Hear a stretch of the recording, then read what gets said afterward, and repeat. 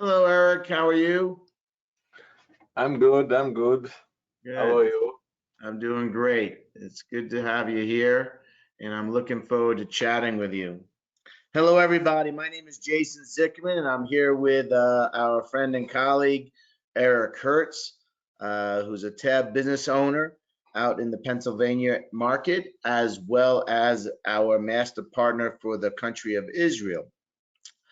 For the purposes of this meeting, we're really going to be focusing on Erik's extensive experience as a franchisee, or as we refer to him as a TAB business owner out in his Pennsylvania market. So, welcome, Erik. And again, thank you so much for spending time and taking the uh, the opportunity to chat about your experience as a TAB facilitator.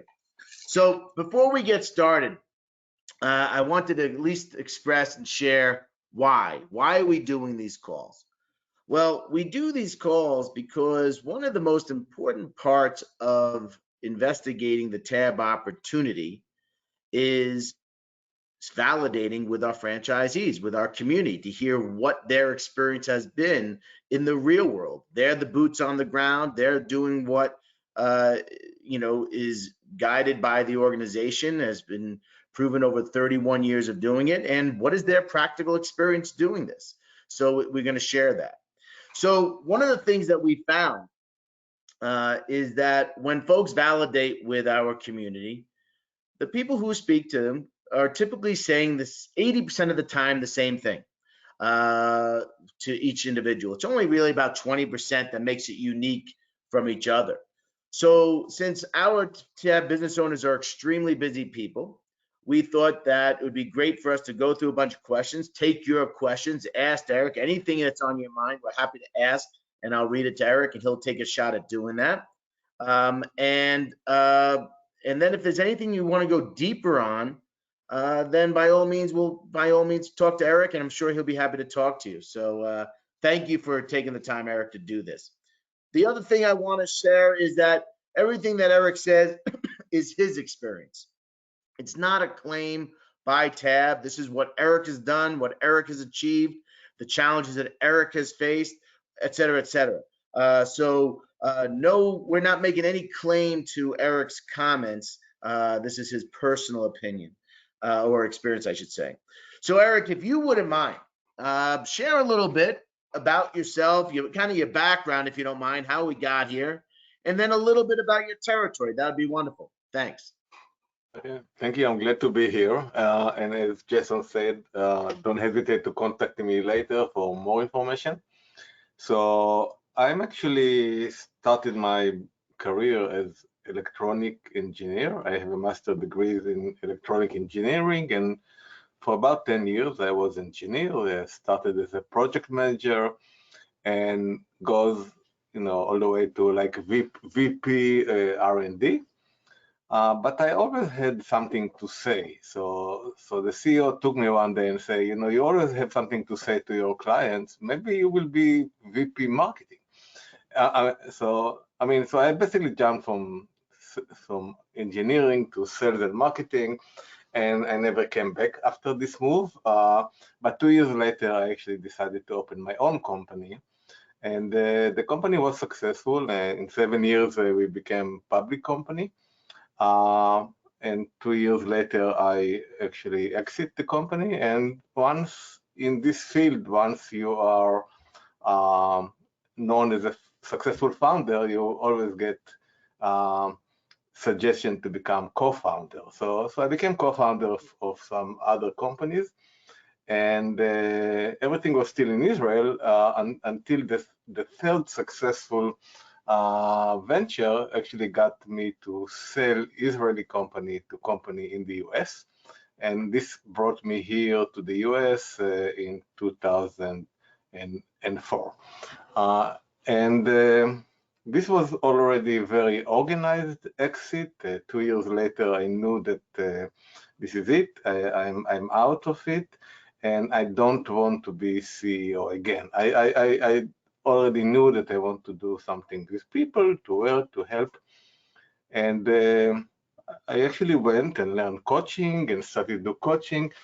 and I was a successful coach for about 4 or 5 years before I felt that I needed more than just my talent. I needed more than that. And actually, I'm probably Jason would ask me next question, how did I get to TAB? So I'm already saying, um, I think that I'm one of the only people that actually looks for TAB. I actually decided that I need to find a structure for my coaching. So I start looking around, and TAB was one of the opportunities. It was way pre-COVID, so we actually had a day in Denver to experience TAB. But I had the same type of days in other places, and I chose TAB because I felt that it's a good fit to what I was looking for. Arik, so what were some of the other things that you looked at, and what was it ultimately that helped you make the decision amongst the other things you were looking at to do TAB? Why did you choose to do it? What was that? Because you obviously did a thorough due diligence, not only on us but other things. So how did you make the decision? I mean, so to be honest, I mean, the first venture after my last CEO position was actually consulting. I was a consultant, and consulting, we can make a lot of money as consultant, but it wasn't satisfactory. I felt that I'm selling my knowledge, I help people, but I don't get to make a big change, big signature. And I was looking to work with people. I knew that I don't have coaching experience, so I went to learn coaching. But then I found myself planning make a lot of sit every day and make like plans, make like programs to people, started inventing my own coaching style. And then I said, somebody should have done it before. There is some peers somewhere that are doing the same. Let me try to find something. So for me, joining TAB was to actually join people like me that can help me running my coaching business without inventing the wheel, kind of. This is for me, yeah. Yeah, great. Appreciate that. Talk a little bit about your TAB business, in at least your unit right now. I mean, how many members, size of the members, what kind of industries do they come from, if you don't mind? So my official territory is Northeast Philadelphia. I'm not sure if you guys are familiar. Philadelphia is a really large city geography-wise, so I can drive in my territory like 1.5 hours. It's really large territory. It's touching the city, but it's also touching a lot of good heavy industrial area. So I do have some old-fashioned industry in my area. I do have some high-tech, some technology, biotech, but I also have a lot of service, professional services in my area.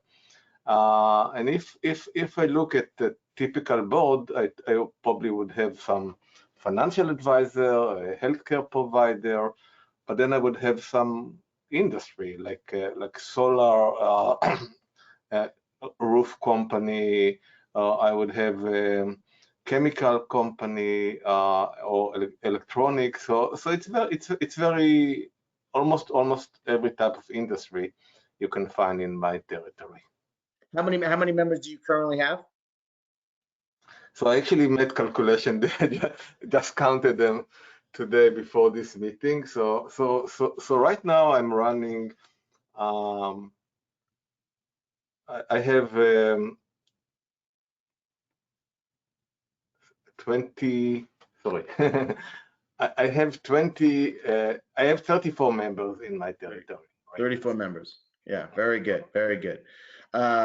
And so talk to a little bit about that. You talked about a little bit about the different types of board members. Can you explain, a lot of people are always wondering, how could you have such different businesses on a board? Why does that work? So can you share your experience? Why does it work? I mean, first of all, let's start with the bottom line. It really works, and it works very nicely. and you guys, you will understand it. I mean, you will get it from us now, but you will really understand it after the first board meeting that you are running. It's really working. I mean, I would even say that typically you would be asked the same question by your prospects. You know, they would ask you how can. So it's really the key to understand it and really also to be able to broadcast it. It's working because if you get business owners that are not from the same industry, what they have in common is how to run the company, how to strategically manage the company, how to delegate responsibilities, how to manage their time more efficiently, how to make sure that they are focused, that they have some purpose. So, and it's really working really quickly. I mean, if you get a new member to a board, it doesn't take more than a couple of minutes that he gets it. He gets what he needs to talk.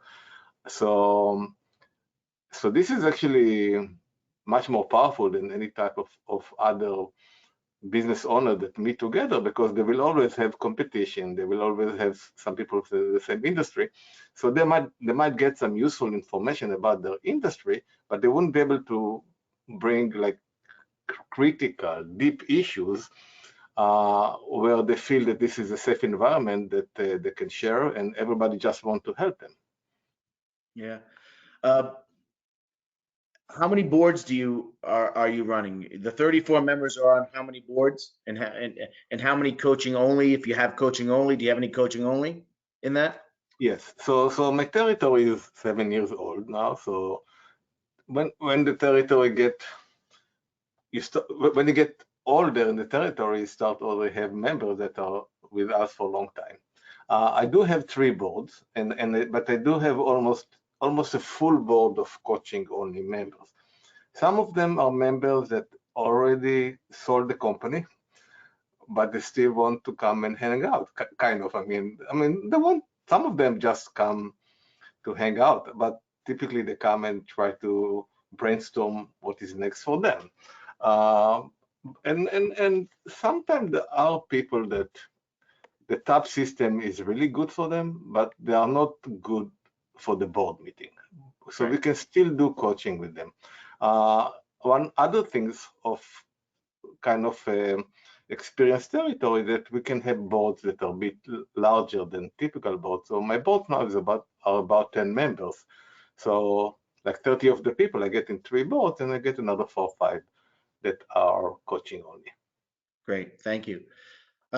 Please, everybody, type into the question box any questions that you have, and I'll make sure I ask that to Arik. Arik, Stephanie wants to know, how long does it take you to run, facilitate, and coach your 34 members? How much time a month does that take you? So the calculation is really easy to make. So the net time that we spend with members is 1 hour face-to-face meeting with each member, and then about 4 hours in a board meeting. So if the board meeting is, let's say, 8 members, so it's about half an hour per member. So the net time that member gets from us, it's about 1.5 hours per month. I would add another half an hour, summarize sometimes and reminders. If it's in-person meetings, so we need to travel. So I would say, so it's about 2 hours per member per month. 2 hours, okay. So if I was to do the math, just using your calculation, you're saying about 68 hours a month to run the 34 members? Yeah, it's yes, and you need to add. I mean, the way I do it, I'm saying that even if we have a good retention, we are going to lose 1 member per board per year. So we always need to do some type of slow on a slow burner to look for new members. So it's another couple of hours a week. So I would say that I spend on my Northeast territory. It's all of us spend, because I do a facilitator. We spend about 70 hours a month. Gotcha. we do. So I mean, one thing is also in the future we can use contract facilitators. So for instance, one of my boards is done by contract facilitator. So I don't run the board meeting and I don't run the coaching meetings. This week I got to visit this board, but this is once a year that I visit this board. Yeah. Bruce would like to know from you, what's your average dues that you charge your people? The average, I mean, right now we are signing new members in close to $1,000 a month, very close to $1,000. So it's like, I would say $890 to $990 kind of range for new members. I'll be honest, and I didn't have this courage at the very beginning. And fortunately, I do have some of the members that joined 7 years ago.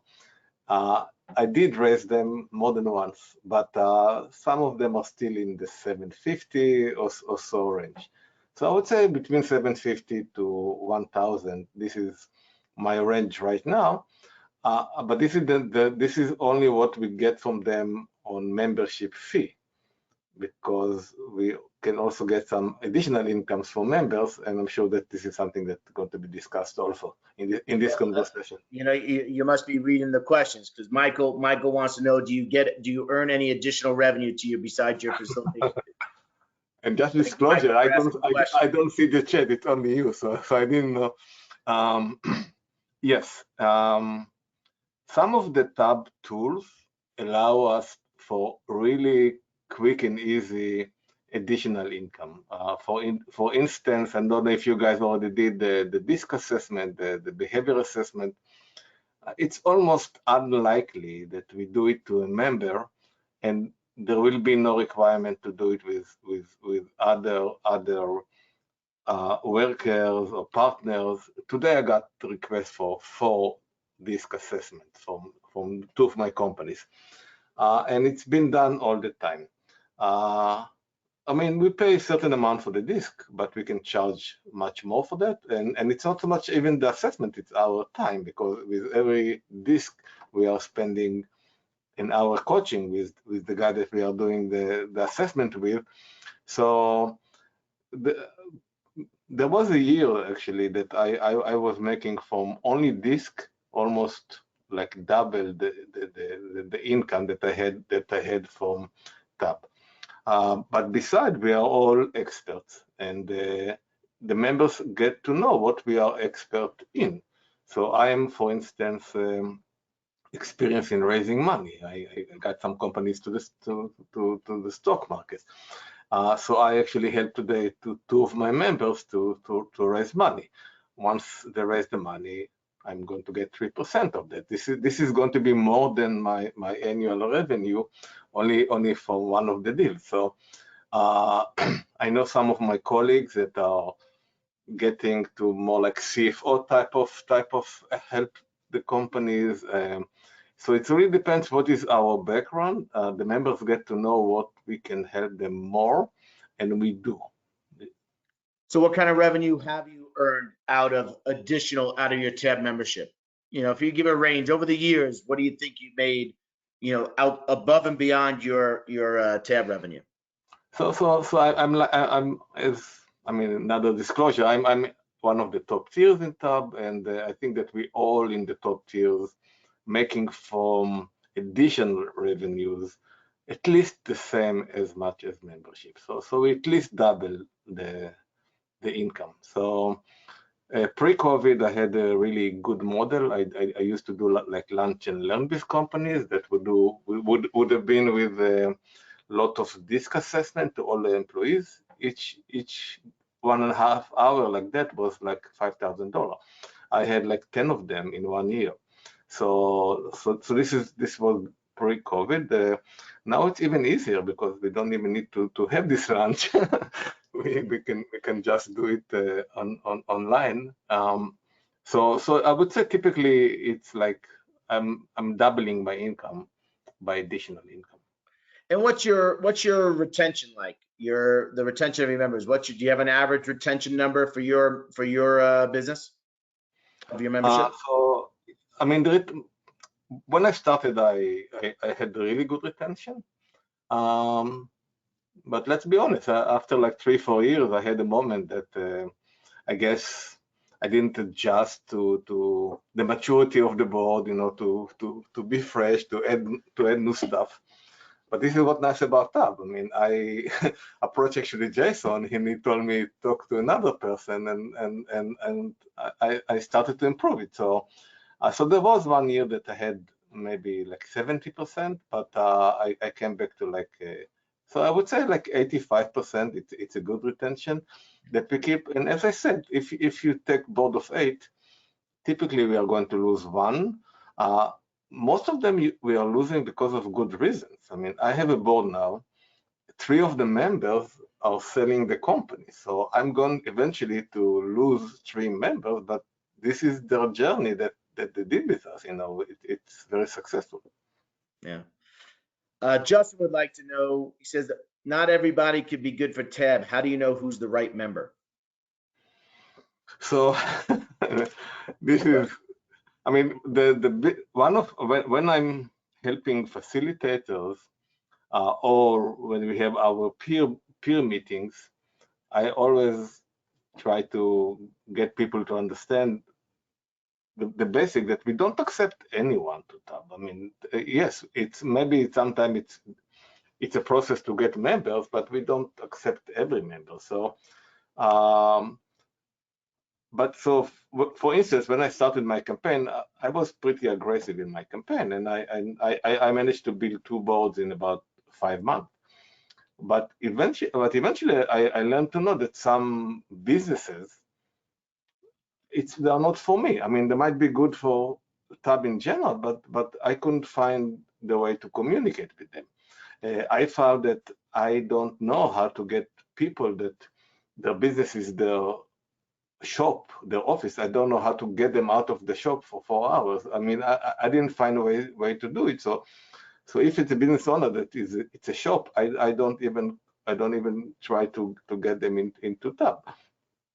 So there are some basic definition, but it's also more than that. I mean, and this is a little bit more advanced. I mean, my TAB, as Jason said, everyone has a different approach.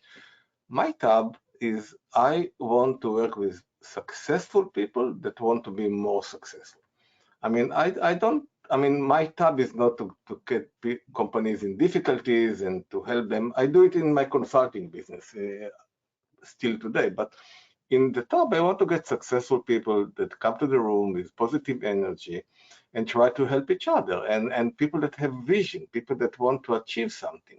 And sometimes the vision is surprising. You can get somebody that he wants to be a musician. He's like 55 years old and he wants to be a musician. So it's fine.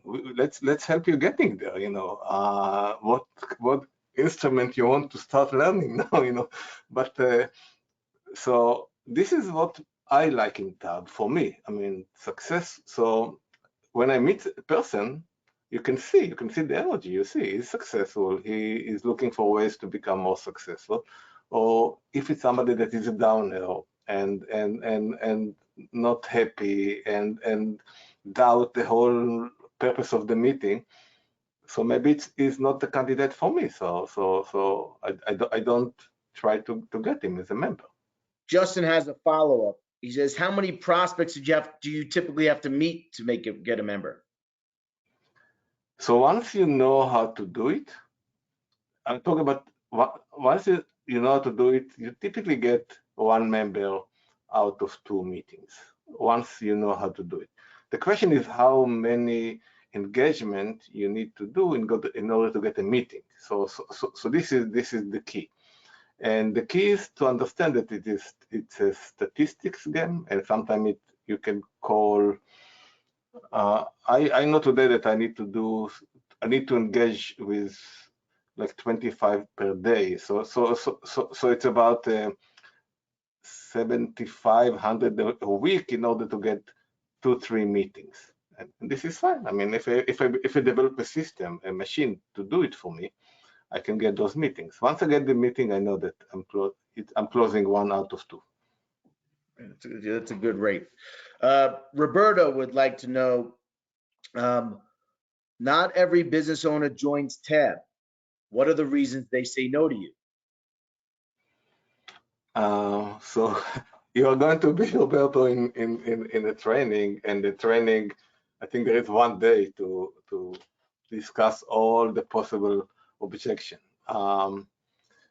So I will tell you already the highest level of the objection.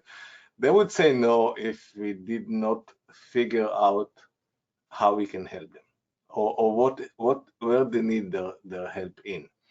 So sometimes you get it easily. I mean, you go to a meeting and the guy just hand to you. Like I went yesterday to a meeting and I'm asking the guy, what's the issue? He said, the issue is that I have that I do couple counseling with my wife right now because I'm never home. So he gave me already why he wants to work with me. Some people don't say it so easily. You need to figure out, you need to connect with people, you need to ask questions, you need to be curious. Once you understand what you can help them with, what they really want to achieve, once you learn how to get them to trust you, to help them achieving it, you get the member. So then you don't get all those reasons. If you don't do it, then it's too expensive. I don't have time right now. I don't have 4 hours for a board meeting. I can't share anything with others. So you can hear all the other meetings, but if you hear it and you know that this is not the real reason, then you don't hear it really. I mean, you just keep on figuring out what is it that you can help them with. Great, great. Blake has a question, and he wants to know, what tactics do you use to find your members? Is there any one that really stands out for you? No, it's a really good question. So I would say there are two basic answers. The one answer is you need to do more than one channel. I mean, it's not good to do only one channel. And if a certain channel is working, you need to do more of that. So these are the two basic rules for me. So let's say one of the most common channels today is LinkedIn. I mean, or I would say social networking in general.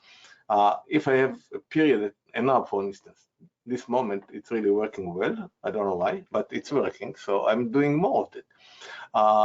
There was a period that I was doing networking events, and I did meetings like with a referral partner. I did it in a bank, lunch in a bank with a banker, and everyone talks about something. And I did events, I did sample boards. So I think that I'm doing at least 10 channels, but at one given time, I probably do 2 or 3 of them. Excellent, excellent. If you want to add a follow up on that, please do so. David wants to know, what kind of support do you get from the home office? So I can say that, I mean, the challenge with TAB that you can get more than you can absorb. So this is the issue sometimes. I mean, if I do want, I can be in a meeting every day, and it would be like on LinkedIn and member acquisition, member retention, and whatnot. I mean, you can get a meeting almost every day. You need to choose actually what is relevant for you at certain times. So if you do membership, if you build a new board, I would go to membership acquisition, and I would go to all the support. And this is at least 4 or 5 meetings a week. And then I would go to learn more about how to keep members, how to engage with members, how to refresh the board once you get older. But basically, regardless of all of the official, you can always, I mean, you are going to go to training. In the training, you're going to meet 4 or 5 people. This is your first circle in TAB. I'm still connected with the people I was in training with 7 years ago. And we have different ways completely. But then you go to, we have TAB meeting, the whole facility, the whole TBOs in TAB are meeting every other week. you go there, you start going, engaging, you start meeting more people. You will have a peer board with other business owners from other territories. Again, it's another circle. So eventually you would know at least 50, maybe even 100 TAB business owners that you can start engaging with and send a question. So I know today that if I don't have idea how to get the board more excited, and the next meeting I know who I should call, and I call somebody from Houston for that, and because I know that he's good in that. And if somebody stuck in membership acquisition, they would call me, and I get at least 1 or 2 calls a week. So we talk to each other, but regardless, we can always call this person here, and he will get us somebody to talk to. I mean, and TAB has support in marketing. In TAB teach you how to do LinkedIn. You know, I mean, it seemed like I'm very savvy. I'm not a marketing person. I'm not a salesperson. I learn everything in TAB. You're a salesperson. You do very well with maybe that. in my characteristic, but I didn't know the techniques. You know how to say. Right. Yeah, but basically it's a very support. It's unusually, I would even say, more than expected supportive community. Yeah, great. And that's what Arik is referring to is not just the home office, but really our TAB business owner community is well, I shouldn't be saying it, but they're solid. Good. Well, Fran would like to know, there's a lot of technology that they keep referring to. Is it any good? Yes. This is beside the fact that it's really helpful to have tools that helping you in your activity with the members. So when we start, we are mapping the business personality. We are doing diagnostic of the business, and then we are mapping the personal vision, the business vision. So beside the fact that this is like classical coaching, but it's also accompanied by online tools, which make it easier and also more systematic. It's also the differentiator between us and others, because the main competition that you will find out there are people like us that decided to do it themselves. And typically they don't have those tools. They don't have support. They don't have organization. They don't have ability to give some benefits. I mean, we give to members some benefits. We give them international networking. It's better than any type of networking. I mean, I try not to sell it. I try to make sure that they understand it's a benefit, but it's really powerful. I mean, if you're a business owner in Germany and you want to talk to somebody in Denver, you know, you probably would find like 70 people to talk to if you want. And this is really unusual ability.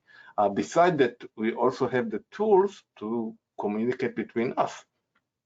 I mean, so we can, you know, I can share with you my board. I have like, I'm member of 3 boards, like digital boards. You know, I get messages all the time. At least once a day, I'm looking at it. Sometimes I'm engaging. If I have something to do, I'm helping. So it's all those tools are really helpful. And but I think even more than that, it's like giving us more ability to get members, because we are not just providing coaching, we are not just providing peer advisory board, we're also providing suite of tools that are helping us in this journey, kind of. Bruce has a question. He says, how long did it take you to get your first board? And you know, Arik, I would because of your experience with leading for TBOs, granted not your territory, but in other markets, what has been your experience in getting your first board? How long has it taken you when you did it? And how about the TBOs that you lead in Israel? Yeah. How long has it taken? So it really depends on us. Let's start it. It really depends on us. So when I started TAB, I don't know if even Jason knows it, I actually had some consultant contracts. So I had 1 day a week to actually spend on TAB. Forgot about that. So I mean, the only thing I understood that I need to separate. I need to get this one day. So I actually hired like a shared office to go 1 day a week to do TAB. And I knew once I go there, it's only TAB. So 1 day a week, but I really wanted. So I was keep on looking for those channels and keep on looking for how to get leads. I actually bought leads. So I was just 1 day a week working nonstop to get phone calls, meetings, events. I ended up building 2 boards in about five months. The reason, I mean, I intended to build one, but then you get another lawyer, or you get another accountant, or you get another company that is smaller than the other. So eventually, I find it easy to build 2 boards. And so far, I also launched or launching for other TBOs in my other activity. So the first one, Nir, he has exactly the same experience. I mean, we launched 2 boards in less than 2 months. So basically, if we want, we can do it. We just need to be focusing on it and spend time on doing that. I have another 3 right now that are in process, and all of them showing good results. I mean, they started like 3 weeks ago. They have like 4 or 5 meetings already scheduled in their calendar. There is another one that decided to start launching only in October. So he, in the statistics, will be 6 months, but it is his decision. But we can, if we really want to do it, and just building a system that we go after that, we can do it in, I would say 5-6 months. We can have 2 boards, maybe not 8 members each, but we can have 2 boards. Great, thank you. Doug wants to know, what do you like most about being a TAB business owner? What do you like least about being a TAB business owner? I mean, I try not to sound, you know, I mean, we didn't have any conversation, me and Jason, before that, just to make sure that you guys understand. But I would start with the bottom line. Since I'm doing TAB, this is the happiest job I ever had. You know, I'm not saying it's easy. By the way, you never hear me saying it's easy job. But it's really fulfilling. I mean, I get up every morning. I never have a morning that I get up and I don't feel like going to work. I'm actually excited to go to work. Sometimes I wake half an hour earlier and I said I might sleep a little bit longer and I don't get up from the bed, but I'm already excited. So we helping people to change their life, and it's really empowering, and it's really fulfilling. So I like what I like about TAB the most, that it gives me tools to actually manage to do it. I mean, I'm not just coming. I probably can do it without the tools, just because I care and I'm connected and maybe I have some experience. But here I know that, you know, with these tools, it's kind of secured, and I'm going to get it. So this is what I like the most about TAB. What I don't like the most, I need to invent something, because I don't have anything on top of my head. I mean, the only thing that I would say that I didn't like at the beginning, I don't have it anymore, is when you find a candidate and he needs you, and you know that he knows that he needs you, and you know that you can help him, and he still say no. So and he's avoiding himself. He's not avoiding us anymore. He's avoiding himself. Or he signed the application and then you never find him. He's completely disappeared. There are no evidence of him at all. I mean, he doesn't answer an email, not for. So this thing's a little bit annoying, because people understand that they can help themselves and they don't want. So I got used to it now, so I'm not getting upset every time it happens, but it happens sometimes. So this is the only thing I would say that I may not like about TAB. I mean, we offer too big deal to some people, and some people are afraid go on the wagon, kind of, they decide not to work, kind of. Justin has another question. He says, what did you have to unlearn, relearn, or newly learn when you started TAB? And this is a really good question. Really, really good question. It depends on your background, Justin. So I can share with my background. I mean, I never, maybe no, I don't think I ever worked in a really small company. I mean, I always worked in big companies, and even the company that I founded, in 7 years it became a big company. So it wasn't a small company for a long time. So I had to readjust to work with small business owners, you know, and also to be myself a small business owner, because in TAB I'm a small business owner, so I don't have somebody to tell, you know, that can do everything I want. You know, I need to do a lot of things that I haven't done before myself. So the adjustment is, I would say, to get adjusted to smaller business owner environment, but I learned actually to like it. I learned to appreciate the business owners. I mean, they're very talented, and small business owner, I mean, I have very small business, only 4 people, but each one of them is getting $1 million profit this year. What's bad about it? I mean, so they are not even probably very high educated, but they are very talented. So you get to learn this talent. So actually learn from them quite a lot. But this was an adjustment, to get adjusted to smaller business environment for me. If you come from small company, then it's different.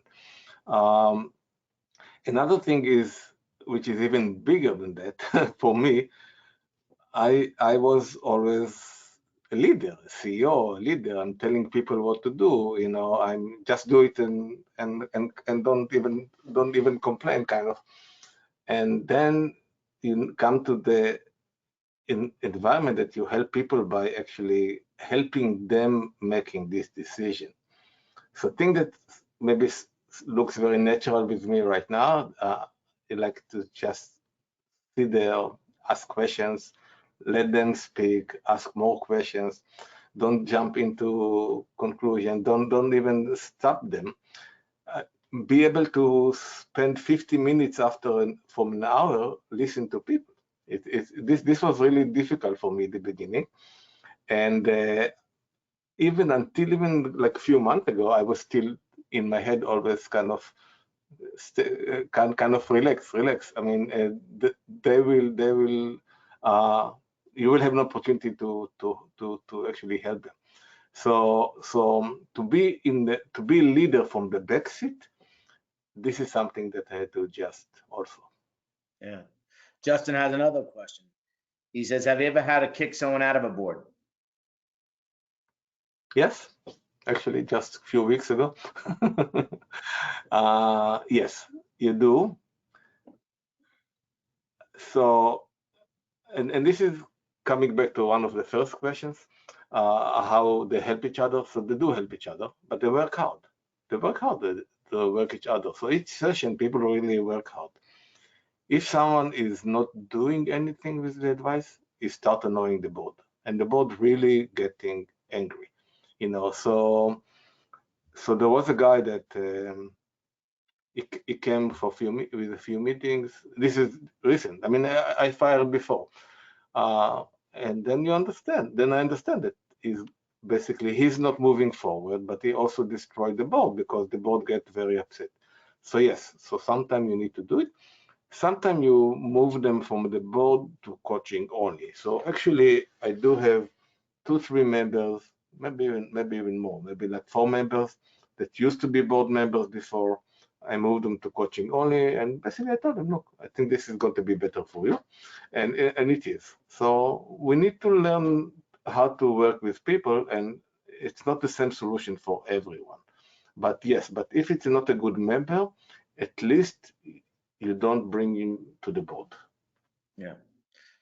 Blake has another question. Says, how has the pandemic affected your business? So of course everybody was terrified in March 2020. We thought that the world is, actually it changed it did change the business, and I think it changed it for good. Because first of all, we learned that this is fine. We don't need to meet in order to help each other. And there are some advantages. We can share screen, we can go over numbers together. So there are some advantages even for that. So I would say that 2020, it ended up being my most profitable year ever. And part of it is because I got more members. More people needed help, so it was easier to get them. And I became much more efficient because I can, in one day, this is my probably 10th meeting today, and in my area it's about 5 p.m. I wouldn't be able to do 10 meetings in one day if I had to go physically to each meeting. So it got us to be more efficient, to be more profitable, and a lot of people have more awareness of the fact that they don't know everything. They need help to figure things out. So it actually got us to be better. I think also probably Jason will agree with me. It got us, the community, much more bonded. Because we had our own circles, but how many people would go to Germany to the European convention? Maybe I would go every 4 years or something, or some people. I mean, I used to go to Denver every year, but some people did not. So we actually get together now much more often as a community. So we are much more united as a community also. So COVID did some good things. The challenge is how to balance, because according to my observation, the board meetings are better in person. So I try to get my ideal engagement now is to have the board meeting in person, and most of the coaching to have it like that because it's convenient for everyone. But there are all the challenges of board meeting. Everyone is vaccinated, everyone who is not, who is yes, who is coming, who is not coming. So it caused some challenges when it comes to back to the in-person, but I would say overall, I think that COVID changed our business. It's not nice to say. I don't know if it's nice to say, but we actually improved our business. The follow-on to that question was, how did corporate respond, in your opinion? No, I think this is again. I think that after 1 or 2 weeks of everybody was shocked. I don't know so many companies that started to be so initiative in put positive energy, helping and looking for the opportunities. So I think that we got a lot of push from the corporate. We got a lot of help. I mean, some help is ridiculous if you think about it today. We got a training how to appear in a virtual meeting, how to use camera, how to use microphone. I mean, we got help on almost everything. I mean, it looks like a very long history, but very far history, but it was only last year. So we got help on everything, basically. I mean, people really was thinking how to do help.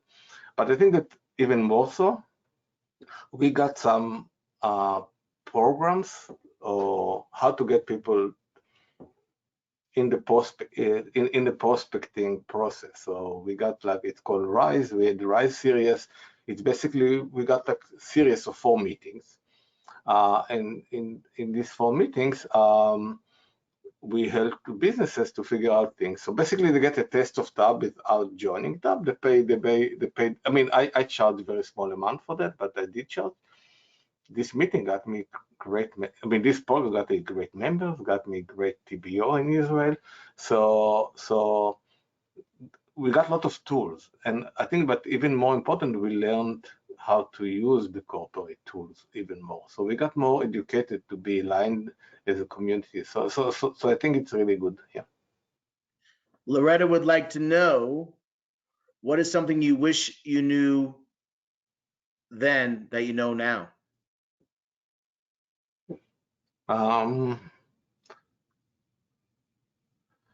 It's always a good question. Yeah, it's a good question. I would say, again, it really depends on each one of us. So if I talk in the disk language, I'm not a process person. In my characteristic, I see opportunity and I go after that. And I learned in the hard way that you need to be processed in TAB. And so basically what I didn't know then and I know now, but everybody that meets me now at least know it and is lucky, that if very smart people were sitting for 30 years and developing a method, do the method. don't try to find always ways to make it a little bit different.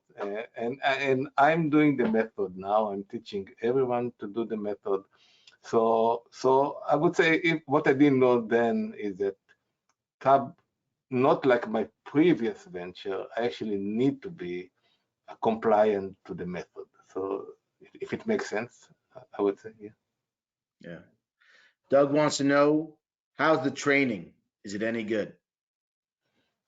I'll start with the recent observation. So as Jason said, I'm also launching TBOs, and the TBOs that came out of the recent training, they are way more advanced than ever before. I mean, it's really, the training really got to a level that people can go and make successful meetings out of the training, like a week after the training. So this is really good. I would say the training, first of all, there are a lot of resources spent on this training. It's been developed and improved and reviewed, and some of it, in some of those reviews, I was one of the people that gave comments. So the training is really good. Besides just giving overview of facilitation, because facilitation is not something that we know. We know about, but we never experience. It's basically to facilitate the meeting without leading the meeting. It's not difficult once you learn it, but it's not something that we expect. So we have a day or two of those, like coaching, facilitation, but then big portion of the training is member acquisition. It's not sales, it's membership acquisition, and I think it's outstanding training. I say to people that even if you go to the training and you decide, for whatever reason, I have a guy that I have a facilitator, I went to the training, and while in the training, he got finally investment proposal on his company. So he never did TAB. But I still talked to him and said that this was great training for him.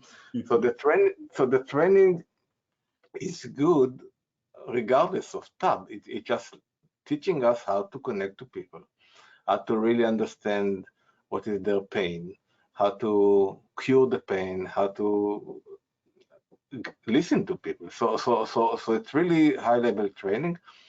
And regardless if you guys decide to be TBOs, I highly recommend go to this training. It's really good. Fantastic. I don't see any more questions. Are there any more questions that you folks have for Arik? If so, type them into the box. They've been very good. All right. Well, it looks like I see a few thank yous, Arik, for you. And so thank you for that. Arik, I appreciate you very much. I always do. And again, if any of you want to continue a conversation with Arik, he'd be very happy to make himself available to you. Arik, once again, thank you. Thanks for taking the time always to help the community. And I'll see you soon. Thank you, everybody. Thank you, guys. Thank you, Jason, for the opportunity. Thanks. Thank you. Bye-bye.